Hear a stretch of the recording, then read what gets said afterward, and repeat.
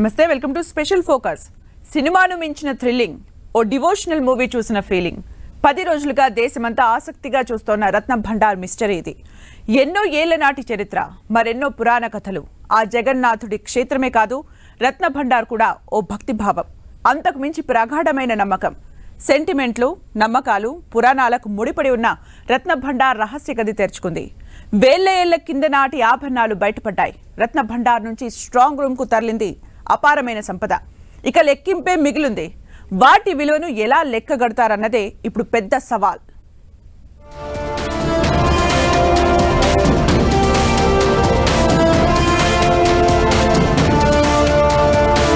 తెరుచుకున్న పూరి రత్న భండార్ మూడో గది కింద నిధి ఉందన్న ప్రచారంపై నో క్లారిటీ.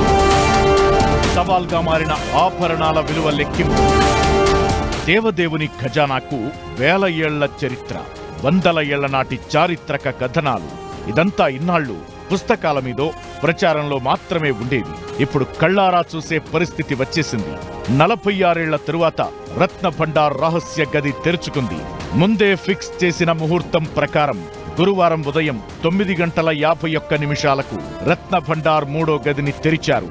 మధ్యాహ్నం వరకు ఇన్నర్ గది తెరిచే ప్రక్రియ నడిచింది. మూడో గదిని తెరిచిన అధికారులకు కళ్లు బైర్లుగమ్మే అపార సంపద కంటబడింది. కర్రపెట్టెలు, పురాతన కాలం నాటి అల్మారాల్లో స్వామివారి సంపదను గమనించారు. రాజుల కాలం నాటి దేవతా విగ్రహాలు కనిపించాయి. వెంటనే దీపం వెలిగించి హారతిచ్చారు కమిటీ సభ్యులు. ఆ తరువాత మూడో గదిలోని విలువైన వస్తువుల్ని తాత్కాలిక స్ట్రాంగ్ రూమ్ కు తరలించారు. ఆ గదిని తెరుస్తున్న సమయంలో భక్తులను దర్శనాలకు అనుమతించలేదు.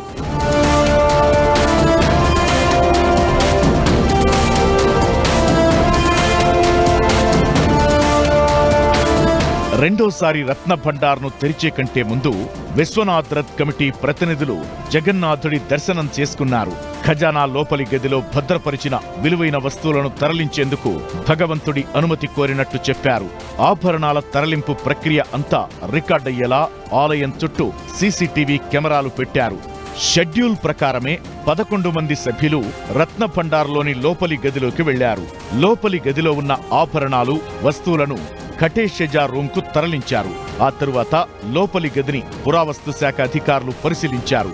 ఇప్పటికే ఏఎస్ఐ టెక్నికల్ కమిటీ తన నివేదికలో రత్న భండార్ నిర్మాణం శిథిలావస్థలో ఉందని, గోడల నుంచి నీరు కారడం, కొన్ని రాళ్లు కదలడం, గోడల ప్లాస్టరింగ్ పాడైందని తెలిపింది. రత్న భండార్ రిపేర్ల కోసం త్వరలోనే హైలెవెల్ కమిటీ వేయనున్నారు. రత్న భండార్లో భారీ విగ్రహాలు బయటపడ్డాయి. శతాబ్దాల కాలం నాటి లోహ విగ్రహాలు నల్లగా మారాయి. ఇప్పటి వరకు ఆలయంలోని లోపలి గదుల్లో ఉంచిన 12 బాక్సులను బయటకు తీసి స్ట్రాంగ్ రూమ్ కు తరలించారు. పూరీ రాజు గజపతి మహారాజా దివ్యసింగ్ దేవ్ సమక్షంలోనే ఆభరణాలు, విలువైన వస్తువులను స్ట్రాంగ్ రూమ్ కు తరలించే ప్రక్రియ కొనసాగింది. లోపలి గదుల్లోని పెట్టెల్లో 12వ శతాబ్దానికి చెందిన రత్నాలు ఉన్నట్లు ప్రచారం జరుగుతోంది.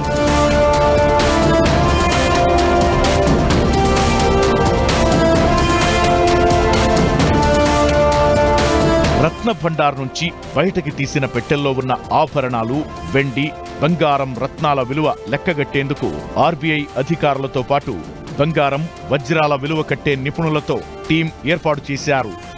రత్న భండార్ మూడో గది కింద సొరంగం, అందులో మరో రహస్య గది ఉందన్న ప్రచారంపైన అధికారులు ఫోకస్ పెట్టారు.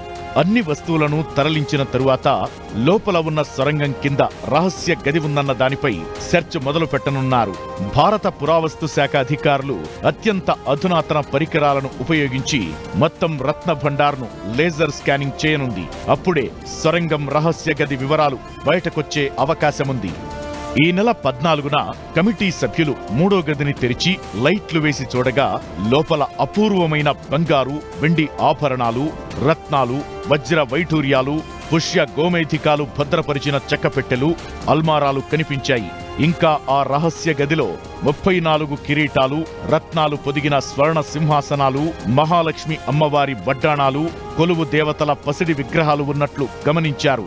ఇప్పుడు వీటన్నింటినీ మరో చోటకు తరలించి విలువ లెక్కించనున్నారు.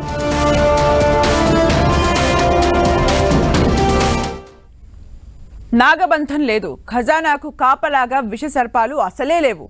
భయం గుబులు పోయింది. ఇక ముందుంది అసలు సమస్య. 3 గదుల నుంచి బయటకు తీసిన ఆభరణాల లెక్కింపు ఓ సవాలైతే చరిత్రకారులు చెబుతున్నట్లు 3వ గది కింద నిధి ఉందా లేదా అని తేల్చడం అతిపెద్ద సమస్య. ఇప్పటి వరకైతే రత్నభండార్ రహస్యం వీడినట్లేనా? అపార సంపద, అంతులేని చరిత్ర చుట్టూ జరిగిన చర్చలకు ఎండ్ కార్డ్ పడినట్లేనా? రత్నభండార్ అనంత పద్మనాభ స్వామి 6వ నేలమాలిగ కాదని క్లారిటీ వచ్చేసిందా?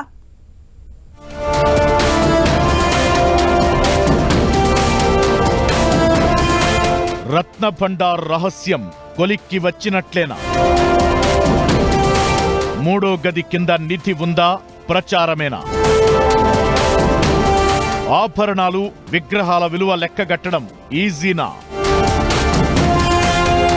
రత్నభండార్ రహస్యంపై క్లారిటీ వచ్చేస్తోంది. 5 రోజుల వ్యవధిలోనే రెండోసారి తెరుచుకున్న రత్నభండార్ మిస్టరీ క్లైమాక్స్ కు చేరుకుంటోంది. 2 గదులు ఓపెన్ అయ్యాయి. 3వ గది తలుపు 4 రోజుల కిందే ఓపెన్ అయింది. కాకపోతే గదిలోకి వెళ్లి గురువారం రోజే ఆభరణాలు బయటికి తీశారు అధికారులు. 1 గంట 2 గంటల పాటు ఆభరణాలను పరిశీలించారు. అక్కడున్న దేవతా విగ్రహాలకు పూజలు చేశారు. తరువాత టెంపరరీ స్టోర్ రూమ్ కు స్వామివారి సంపద తరలించారు.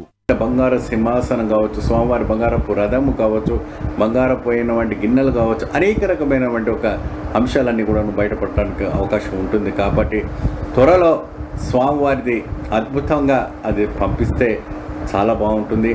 అది తొందరగా స్వామివారికి అప్పగిస్తే ఇంకా చాలా బాగుంటుంది. వరుసగా 3 గదులు తెరుచుకోవడంతో నాగబంధం ఉందన్న చర్చకు ఎండ్ కార్డ్ పడింది. అపార సంపదకు పాములే కాపలాగా ఉన్నాయన్న ప్రచారం కూడా ముగిసినట్లే.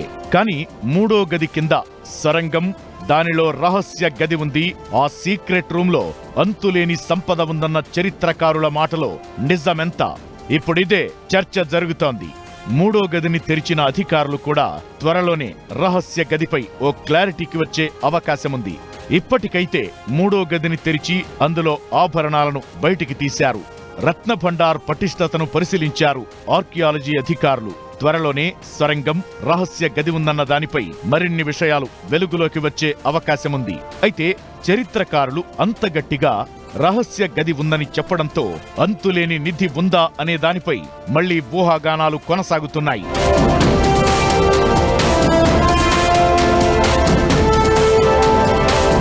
అనేక చర్చలు, అనుమానాల మధ్య రత్నభండార్ 3వ గది కూడా తెరుచుకున్నా ఇంకా సస్పెన్స్ కంటిన్యూ అవుతోంది. రత్న భాండాగారం దిగువన రహస్య గది ఉందనేది కొందరు చరిత్రకారుల వాదన.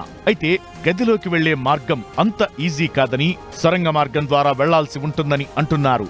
ఆ రహస్య గదిలో విలువైన సంపద దాచిపెట్టారని చెబుతున్నారు చరిత్రకారులు. 1902లో బ్రిటిష్ పాలనలో ఈ సొరంగ మార్గం ద్వారా రహస్య గదిని గుర్తించేందుకు ఓ వ్యక్తిని లోపలికి పంపగా అతడు బయటికి రాలేదని చెప్పుకొస్తున్నారు చరిత్రకారులు. వాళ్లు చెబుతున్న దాంట్లో నిజమెంతుందో అనే దానిపై అప్పుడే తెలిసే అవకాశం లేదు.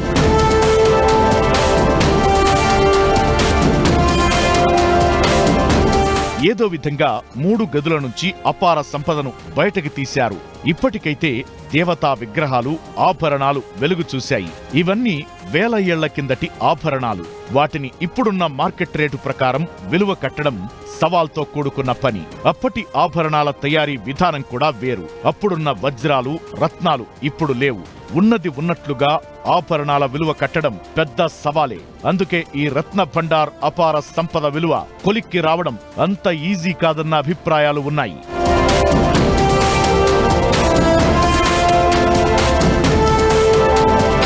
బ్రిటిష్ కాలంలో 1805 జూన్ 10న జరిగిన లెక్కింపు ప్రకారం రత్నభండార్లో 64 స్వర్ణ రజత ఆభరణాలు ఉన్నాయి. అవన్నీ వజ్ర వైఢూర్యాలు, కెంపులు, మణులు, ముత్యాలతో డిజైన్ చేసి ఉన్నట్లు చెబుతున్నారు. 128 బంగారు నాణేలు, 24 బంగారు మొహర్లు, 1297 వెండి నాణేలు, 106 రాగి నాణేలు, 1333 రకాల వస్త్రాలు ఉన్నాయి.